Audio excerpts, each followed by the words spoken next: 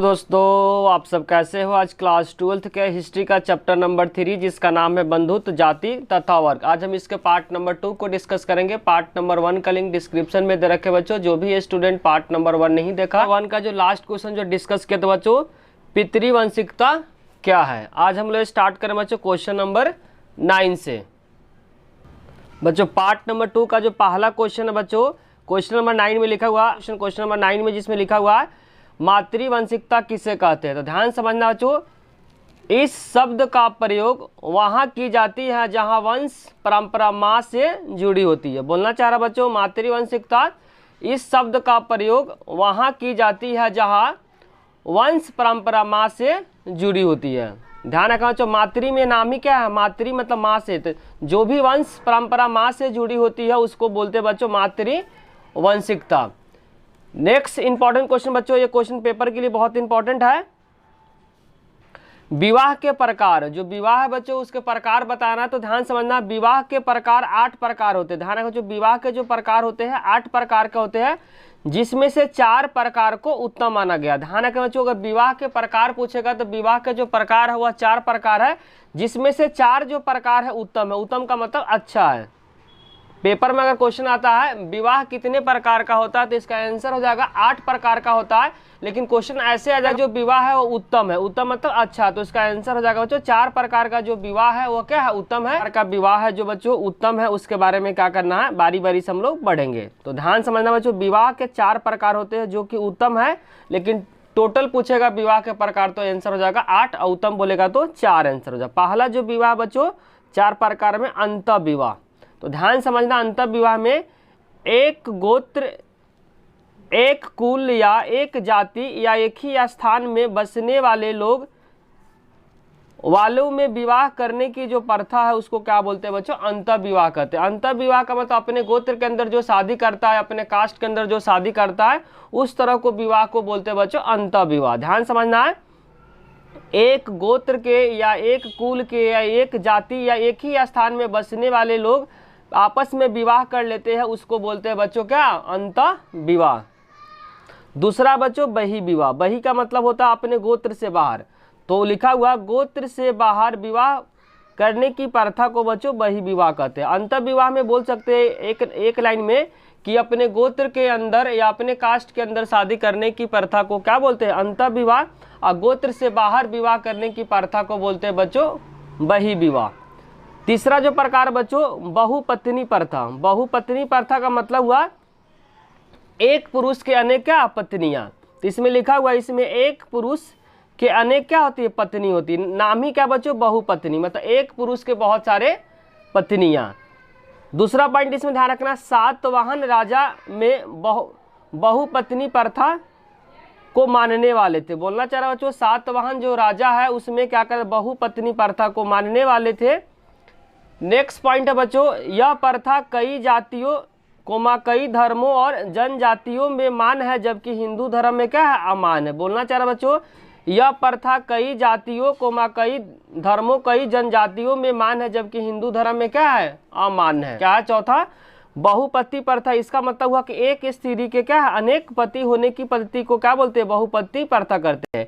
एक स्त्री के अनेक पति होने की पद्धति को क्या बोलते हैं बच्चों, बहुपति प्रथा कहते हैं। तो 4 प्रकार का विवाह आपको ध्यान रखना है। अंतः विवाह अपने गोत्र या अपने कास्ट के अंदर शादी करने की प्रथा को बोलते हैं बच्चों अंतः विवाह। बही विवाह होता है गोत्र के बाहर विवाह करने की प्रथा को बोलते हैं बच्चों बही विवाह। बहुपति का मतलब होता है एक स्त्री के बहुत सारे पत्नी है। पत्नी का मतलब होता है बहुपत्नी विवाह में बच्चों एक पुरुष के बहुत सारे क्या पत्नियां होती। तो 4 प्रकार का विवाह आपको क्या करना, बारीकी से याद रखना, क्योंकि ये क्वेश्चन पेपर के लिए बहुत ज़्यादा इंपॉर्टेंट है। समझना बच्चों, द्रौपदी नाम की औरत की शादी 5 पांडवों से हुआ था। जो भी बच्चों महाभारत देखा होगा उस सबके बारे में इसके बारे में सभी को क्या होगा, पता होगा। नोट करके पॉइंट आपको ध्यान रखना बच्चों, मनुस्मृति में पहली चौथी 5वीं और 6ठी विवाह पद्धति का उल्लेख मिलता है। तो आपको कमेंट बॉक्स में बताना बच्चों मनुस्मृति का जो लेखक है वह कौन है, और मनुस्मृति को लिखने में कब से कब तक उसका टाइम पीरियड है। क्वेश्चन को ध्यान से समझे बच्चों, पहला आपको कमेंट बॉक्स में आंसर देना कि मनुस्मृति जो बुक है उस बुक के लेखक कौन है और मनुस्मृति की रचना होने में कितना समय लगा। नेक्स्ट जो इंपॉर्टेंट क्वेश्चन बच्चों, गोत्र किसे कहते हैं। ध्यान रखना बच्चों, प्रत्येक गोत्र एक वैदिक ऋषि के नाम पे होता था। प्रत्येक जो गोत्र होता बच्चों पहले के समय में वैदिक ऋषि के नाम पे होता था। उस गोत्र के सभी सदस्य ऋषि के वंशज माने जाते थे। बोलना चाह रहा बच्चों, प्रत्येक गोत्र एक वैदिक ऋषि के नाम पे होता था और उस गोत्र के सभी ऋषि के वंशज माने जाते थे। नेक्स्ट पॉइंट है बच्चों, गोत्र के दो नियम क्या है महत्वपूर्ण, बहुत इंपॉर्टेंट बच्चों। जो गोत्र है, गोत्र के दो इंपॉर्टेंट है जो बहुत ज्यादा क्या है महत्वपूर्ण है। पहला जो नियम है बच्चों, इसमें स्त्री का गोत्र के बारे में उल्लेख है। पहले जो नियम है बच्चों, इसमें स्त्री के गोत्र के बारे में क्या है उल्लेख है। शादी के बाद स्त्रियों को अर्थात महिलाओं को अपने पति के गोत्र नाम को क्या करना पड़ता था, अपनाना पड़ता था और पिता के गोत्र को क्या करना पड़ता था, छोड़ना पड़ता था। बोलना चाह रहा बच्चों, कोई लड़की है अगर शादी नहीं हुआ तो उसका जो टाइटल लगेगा वो फादर का टाइटल लगेगा, लेकिन उसी लड़की की जब शादी हो जाएगा तो फादर का टाइटल हट जाएगा और किसका टाइटल आएगा, हस्बैंड का टाइटल आ जाएगा। किस नियम में लिखा हो बच्चों, पहला नियम में। दूसरा जो नियम है, इस गोत्र के व्यक्ति अपने गोत्र में अर्थात आपस में विवाह नहीं कर सकता। बोलना चाह रहा बच्चों, एक गोत्र के व्यक्ति अपने गोत्र में अर्थात आपस में क्या कर सकता है, विवाह नहीं कर सकता है। नंबर 11 में गिवन है सामाजिक विषमताओं के बारे में क्या करना लिखना। इसमें है बच्चों वर्ण व्यवस्था। ध्यान रखना, वर्ण व्यवस्था किसे कहते हैं, ध्यान समझना है। इस व्यवस्था के बारे में धर्म सूत्र और धर्म शास्त्रों में उल्लेख किया गया। वर्ण व्यवस्था का जो उल्लेख है बच्चों कहाँ मिलता है, तो आपको ध्यान रखना है धर्म सूत्र या धर्म शास्त्र में वर्ण व्यवस्था का क्या मिलता है, उल्लेख मिलता है। इस व्यवस्था में ब्राह्मण को पहला दर्जा मिला है। सबसे ऊंचा जो दर्जा मिला बच्चों किसको मिला, तो ब्राह्मण को मिला है। और ब्राह्मण का मानना है कि वर्ण व्यवस्था एक दैवीय व्यवस्था। वर्ण व्यवस्था जो है बच्चों वह किस तरह का व्यवस्था, एक दैवीय व्यवस्था, मतलब देवताओं के द्वारा क्या है बनाया गया व्यवस्था है। तो आपको वर्ण व्यवस्था में पहला ध्यान रखना बच्चों, इस व्यवस्था के बारे में जो उल्लेख है धर्म सूत्रों या धर्म शास्त्र नामक बुक में क्या है, इसका उल्लेख है। इस व्यवस्था में ब्राह्मण को सबसे पहला का मतलब सबसे ऊंचा दर्जा दिया गया है। और ब्राह्मण का मानना है कि वर्ण व्यवस्था क्या है, दैवीय व्यवस्था, मतलब देवी के द्वारा बनाया गया क्या है, यह एक व्यवस्था है।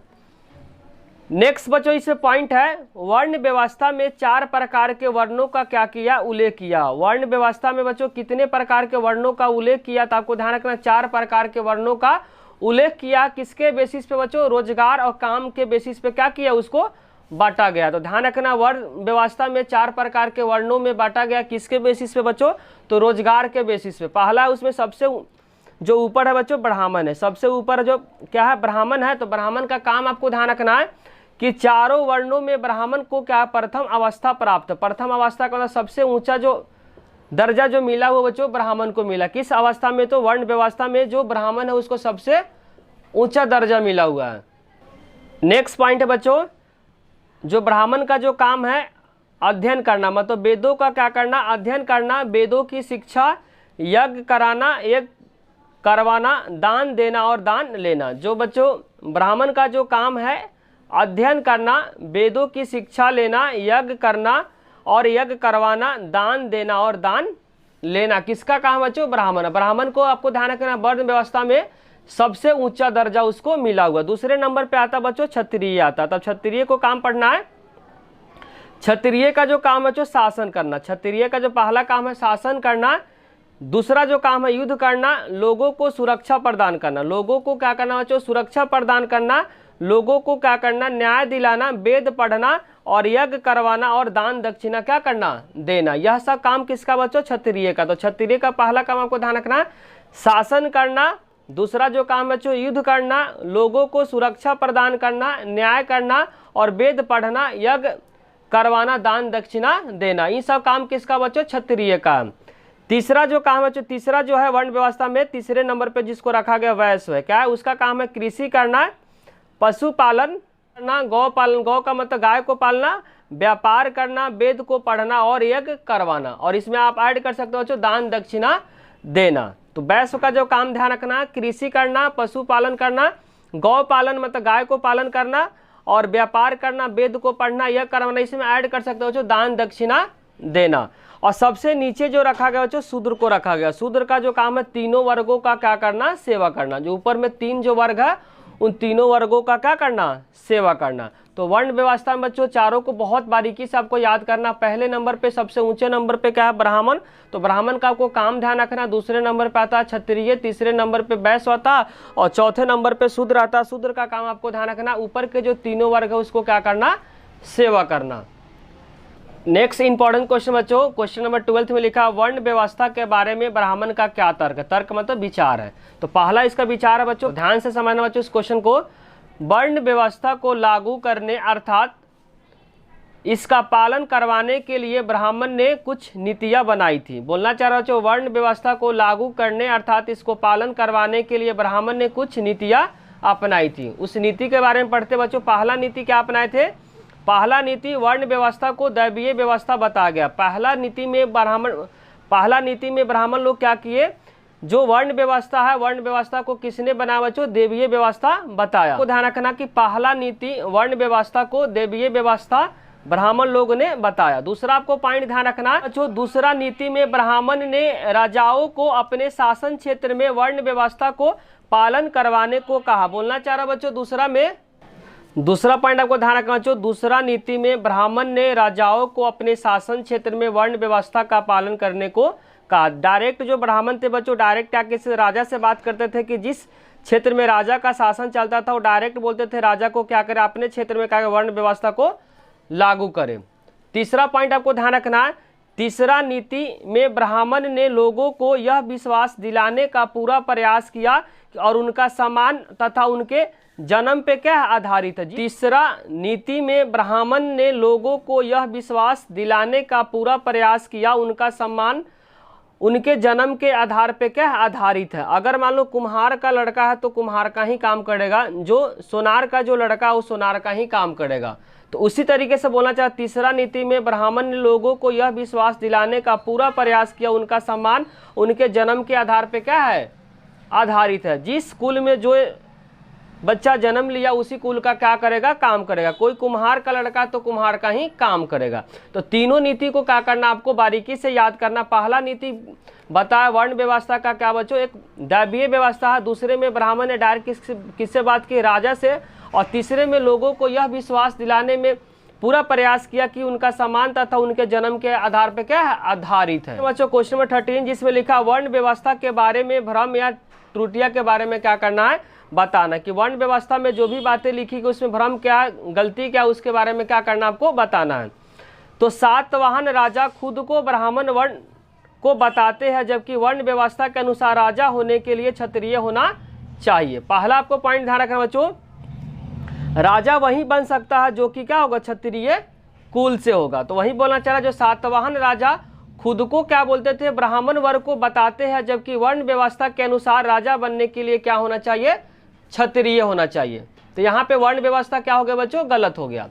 दूसरा आपको ध्यान रखना, मौर्य वंश का जो उद्भव है, जिन संस्थापक है, जिसको बोलते हैं बच्चों चंद्रगुप्त मौर्य, भी एक विवाद का क्या विषय है। बौद्ध ग्रंथ के अनुसार मौर्य वंश का जो उद्भव हुआ वो क्षत्रिय वर्ण से हुआ है, जबकि ब्राह्मण शासक कुल को मानते हैं। बोलना चाह रहा बच्चों, मौर्य वंश के जो संस्थापक जिनका नाम है चंद्रगुप्त मौर्य, एक विवाद का विषय है। बौद्ध ग्रंथ के अनुसार जो मौर्य वंश का जो उद्भव हो क्षत्रिय वर्ण से हुआ है, जबकि ब्राह्मण शास्त्री बोलते हैं कि जो मौर्य वंश के जो संस्थापक है वह निम्न कुल का मतलब नीचे वाले कुल से बिलोंग करते हैं। जो मौर्य वंश के जो संस्थापक है जिनका नाम है चंद्रगुप्त मौर्य, वह बौद्ध ग्रंथ के अनुसार वह किस से बिलोंग करते, क्षत्रिय से बिलोंग करते, जबकि ब्राह्मण शास्त्र के अनुसार वह निम्न कुल से बिलोंग करते हैं। निम्न कुल से मतलब निचले वाले कुल से क्या करते हैं, बिलोंग करते हैं। तीसरा आपको पॉइंट ध्यान का, मौर्य वंश के जितने सारे जो उत्तराधिकारी है, जैसे कि शुंग वंश हो गया बच्चों, कौरव जो है वह किस वंश है, ब्राह्मण वंश से। क्या है, ब्राह्मण है।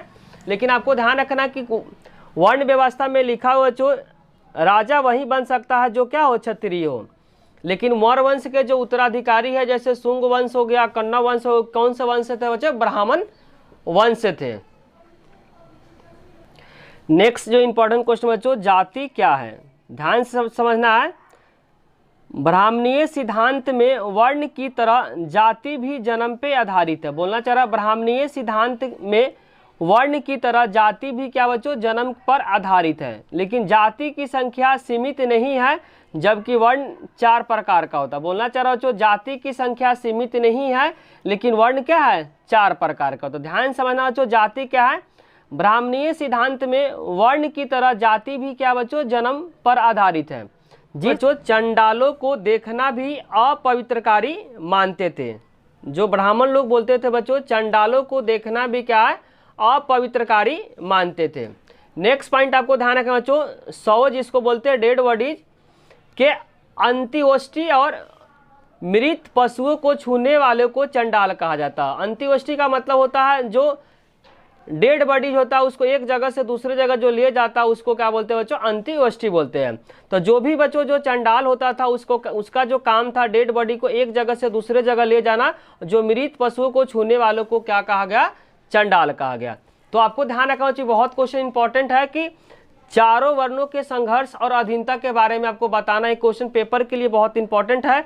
कोई भी पॉइंट अगर समझने में आपको दिक्कत हुआ तो कमेंट बॉक्स में जरूर लिखें। नेक्स्ट जो इंपॉर्टेंट क्वेश्चन बच्चों, ये भी क्वेश्चन पेपर के लिए बहुत इंपॉर्टेंट है, लॉन्ग क्वेश्चन के लिए।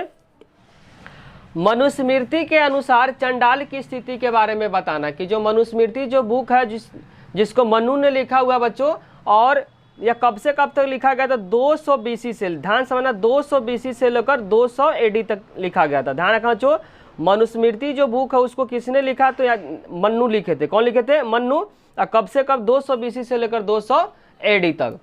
तो इसमें बच्चों किसके बारे में लिखा गया, चंडाल के बारे में। तो पढ़ते हैं चंडाल के बारे में मनुस्मृति में कौन कौन सी बातें लिखी गई है। इसमें कहा गया है कि चंडालों को गांव के बाहर रहना पड़ता था। मनुस्मृति में बच्चों चंडाल के बारे में लिखा गया है कि चंडाल को गांव से बाहर रहना पड़ता था। वह फेंके हुए बर्तनों का प्रयोग करते थे। ध्यान रखना बच्चों, पहला जो चंडाल का काम क्या था, वे लोग क्या करते थे, इसमें कहा गया, मनुस्मृति में कहा गया चंडालों को गांव से बाहर रहना पड़ता था। वह फेंके हुए बर्तनों का क्या करता था, इस्तेमाल करते थे। नेक्स्ट पॉइंट, मरे हुए लोगों को कपड़े पहनते थे। जो मर गए लोग उस जो कपड़े फेंक देते थे उस कपड़े को कौन पहनते थे, चंडाल लोग पहनते थे। ये बात कहाँ लिखा गया बच्चों, मनुस्मृति में लिखा गया है। नेक्स्ट पॉइंट बच्चों, मरे हुए लोगों का आभूषण का इस्तेमाल करते थे। जो चंडाल लोग जो थे बच्चों, मरे हुए लोगों का जो आभूषण था उसका क्या करते थे, वो लोग इस्तेमाल करते। इस्तेमाल मतलब उसको यूज करते थे। जो भी बच्चों कोई मर गया उसको आभूषण जो फेंक दिया उस आभूषण का यूज कौन करते थे, चंडाल लोग करते थे।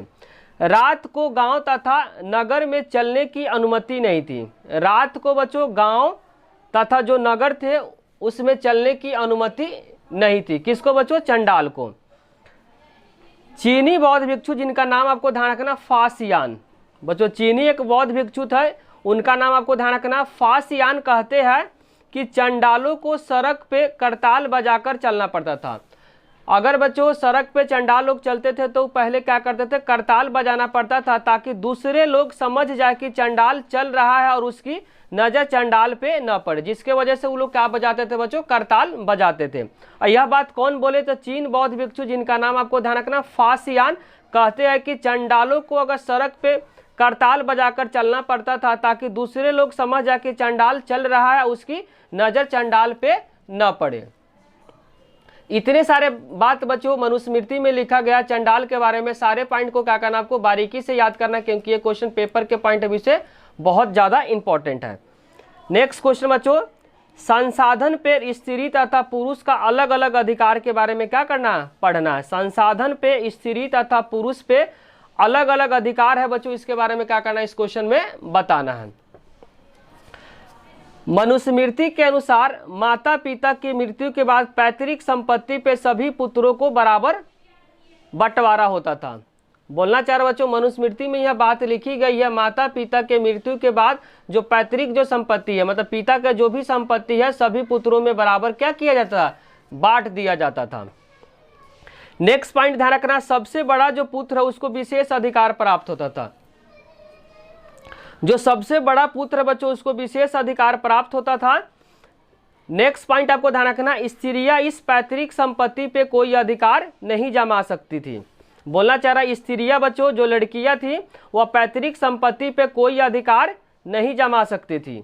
नेक्स्ट पॉइंट आपको ध्यान रखना है, विवाह के समय मिले उपहार के रूप में पिता से प्राप्त कर सकता है। जब भी बच्चों जिस लड़की की शादी होती थी तो उपहार के रूप में पिता से क्या होता था, प्राप्त होता था। उस पर स्त्रियों का अपना अधिकार होता था, चाहे वह जमीन मिले या संसाधन, इसे स्त्री धन का नाम दिया जाता था। बोलना चाह रहा बच्चों, विवाह के समय मिले उपहार, विवाह के समय जो भी लड़कियों को उपहार मिलता था तो उपहार के रूप में पिता से प्राप्त होती थी, उस पे स्त्रियों का अपना अधिकार होता था, चाहे वह जमीन हो या संसाधन हो। उसे क्या कहा गया बच्चों, स्त्री धन का नाम दिया गया। हम लोग अभी इसको क्या कहते हैं बच्चों, दान के नाम से भी जानते हैं। बोलना चाह रहा बच्चों, हम लोग इसको किसके नाम से जानते हैं, तो दान के नाम से जानते हैं। नेक्स्ट पॉइंट आपको ध्यान रखना है, पति के आज्ञा के बिना स्त्रियों को धन जमा करने की अनुमति नहीं थी। बोलना चाह रहा बच्चों, जिस लड़की की शादी हो जाती थी तो हस्बैंड के आज्ञा के बिना स्त्रियों को धन जमा करने की अनुमति नहीं थी। बचे हुए क्वेश्चन का बच्चों नेक्स्ट पार्ट में लेकर आएंगे। अगर बच्चों वीडियो अच्छी लगी तो लाइक, कमेंट और सब्सक्राइब करना चैनल को ना भूले। आप लोगों का कमेंट ही बच्चों हम लोग को मोटिवेट करता वीडियो बनाने के लिए, साथ साथ दोस्तों के साथ शेयर करना भी ना भूले। Thank you.